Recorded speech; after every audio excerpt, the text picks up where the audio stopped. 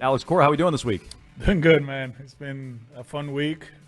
Obviously, we still got 5 games before the All-Star break, but looking forward to it.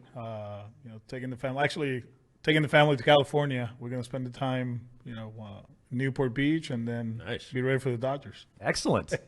So you said last night after the game that the window's open for this team. You actually called it a door. The door's open. The window was open 2 weeks ago, and now it looks bigger. It looks bigger. So who is that? Who is that a message to? Is that a message to the players? Is that a message to the fans? Is that a message to management, ownership, all of the above? Who is that a message to? I think for all of the above, whenever I think people think that whenever I come up with stuff, I'm just jabbing people. I think I see it as a whole. As the organization, and part of the organization is this. The whole experience, right? The Red Sox nation, and I believe a month ago when you were looking at the standings and the way we were playing 500. Obviously, the two big teams in the division that were playing great.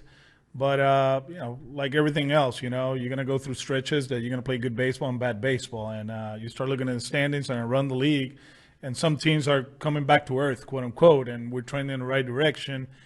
At the same time, and you know how it works, is this sustainable? I believe so. I think the brand of baseball that we're playing now, offensively, we can do a lot of things. The pitching is a lot better than the last 2 years.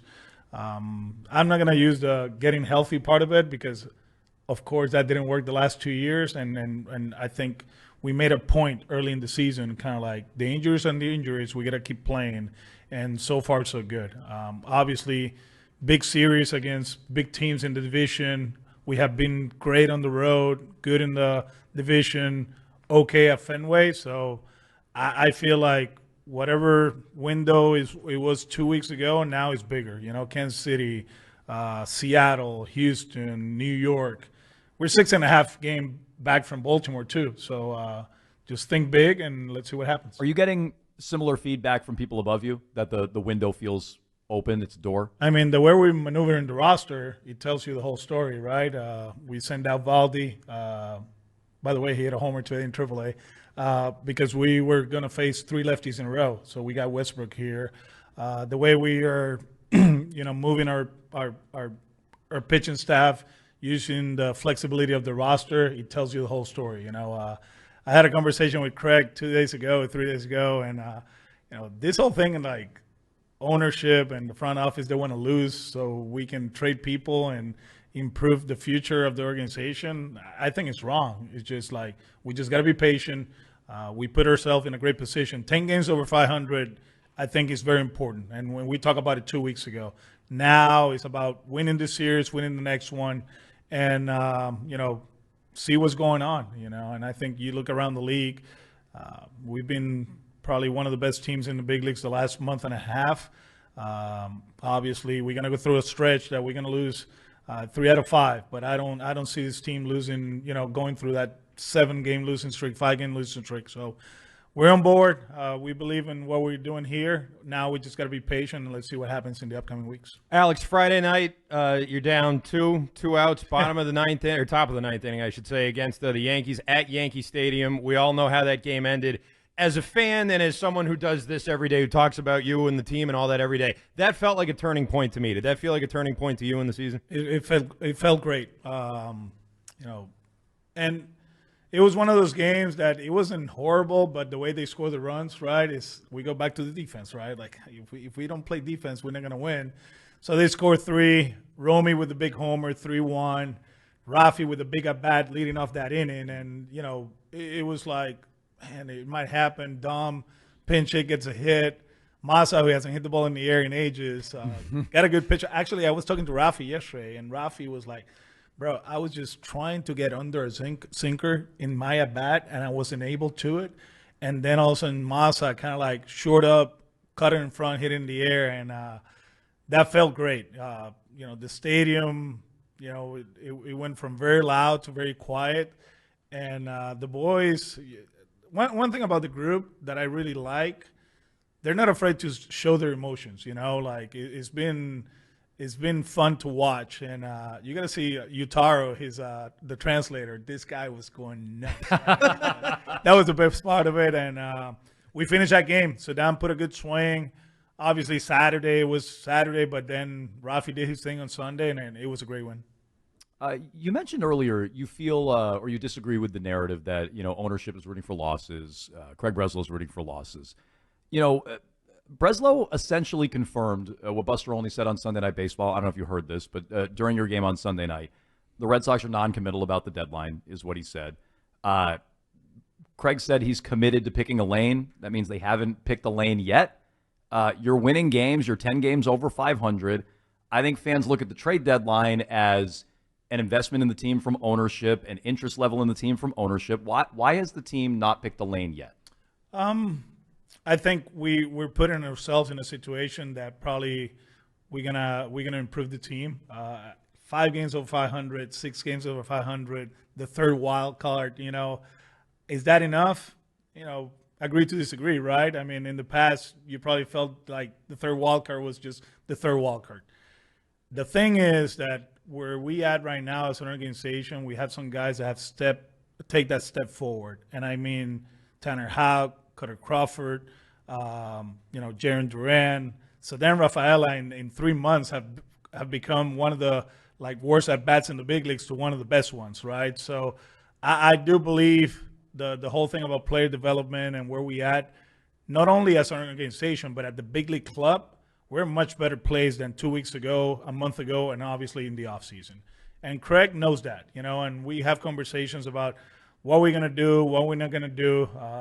Obviously, one of the things, not obviously, this conversation with me, one of the things he wanted to do is invest in a big league club. It felt like the last few years, the whole talk was about the player development and the kids in AAA and what's going to happen in the future. And that's something I never agree with, I live here and the day by day, 162 days, talking to you guys twice a day, so yeah, I understand how it works. I understand how organizations try to work for the now and the future, but at the same time, we're the one grinders out there, and it's 100 degrees out there and the boys don't want to hear about the future, right? That's the nature of 30 teams in the big leagues. And I do believe Craig understands that. He played. He's been in situations that they bought when he was here, and probably he was in situations that they sell in other places. So he's well aware of what's going on. He understands that we're playing better, that we have a team that I do believe is going to play meaningful games in September. And like I always said, let's see what the future holds. But you will never hear a manager talk about selling. I mean, we are in the business of winning every game, and we want more, but understanding how it works and where we at, we'll see what happens in the next few weeks. Should we be worried about Rafael Devers and his shoulder? No. I know he had a problem with it earlier in the season. He's skipping the All-Star game. Nothing to worry about there. No. And this is something that throughout the years, I've been impressed with the way he's handled himself, right? Obviously, like I said on that video, he's the face of the franchise. Either he likes it or not. But when he started the All-Star game in Colorado, right? I think Rafi was a starter. He was a little banged up. He came up from the game a little bit, with a tight back. He missed a few games. In this one, he comes up and he's like, we got to be smart about it. I think the rest is going to help me because he knows where we at, and I'm glad that he came up to us and talked to the training staff. And as an organization, we decide that this is the best route to go so he can be ready for the second part of the season. You said whether he likes it or not. Does he not like being the face of the team? He doesn't like me to say it out loud. Yeah. But hey, man, is it because he's shy? Every 15 days, there's a check that tells you are the franchise, the face of the franchise. All right. Well, that was basically. I mean, it seems like that's not something for his personality that comes naturally to him. No. Even as he's gotten, it doesn't. Older, It doesn't. But I think little by little, you see him acting like the face of the franchise. Obviously, the language barrier is part of it. But if you see him on the day-to-day business, this guy's every first day on the road trip, he's taking Abreu, Valdez, Rafaela, out there to work on their footwork, taking guys out to dinner. Of course he can, right? Because he has money. And obviously when you put good swings on big games, and do the things that he's been doing the last few weeks, there's no doubt. Red Sox manager Alex Cora here on WEEI. You got your 490th win last night. Congratulations. Thank you. Fourth most in team history. You've mentioned in the past you don't want to manage forever. Young family, don't want to do this forever. Has that opinion changed? How much longer do you want to do it for? No, it hasn't changed. Is something that turned 49 in October 18th. I don't know, till 55 probably, and then we'll see what the game brings to us. But the boys, man, they're swinging the bat well, and it's not because I'm teaching them, it's other coaches, and it's one of those that this game takes so much from your family, and they put, they sacrifice so much, the All-Star break is great to go to LA, but we would love to go to Puerto Rico, but from Puerto Rico to LA, it's a long way. So let's go to LA, hang out there. So I love what I'm doing. I love it here. I've been very vocal about it. Obviously my situation is this situation, but I think, till 55 is good enough. Okay. So you did just say it, but I was going to ask, how much longer do you want to do it here? We'll see what the future holds. But, I've been very open to Craig, this organization that gave me a second chance in baseball. We love Fenway. We love the city. But, the business side of it is the business side of it. We don't want to talk about it right now. They respect that. I respect the position they took, in the offseason, kind of like letting Craig decide what he wants to do. So when the season is over, we'll see where he takes us. Time now for our Sherwin-Williams question of the week. Better not like it in LA too much. That's true. Going out there on vacation, you might fall in love with the weather. Don't love the beach too much. Our Sherwin-Williams question of the week is sponsored by Sherwin-Williams. You can ask Sherwin-Williams how to bring color to your life. Our Sherwin-Williams question of the week is not from Arcan. It's from Lee Granum from Triple Nickel Auto Body in Wilmington. He wants to know, what's your biggest trick to motivate players? Oof.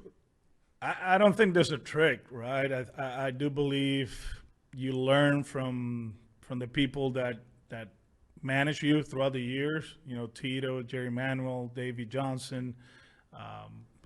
Is one of those that you have to pick and choose how you're going to do it. There's certain times that you're very hard on Jaron Duran, and others you just tell him you love him. And it's an evolving roster. It's different guys on a daily basis, and the way I see it, the way I can simplify it, you're genuine, you're transparent, but you're hard on them, and I think so far as a group, we've been doing a good job. It's our Sherwin-Williams question of the week. If you have paint questions, you can ask Sherwin-Williams. Anything we should know? Lineup, roster changes. You mentioned evolving roster. Anything we should know? No, we're good. Bunch of righties today, so we'll see how it goes. Okay. Alex Cora, thanks so much for your time. We'll talk to you next week.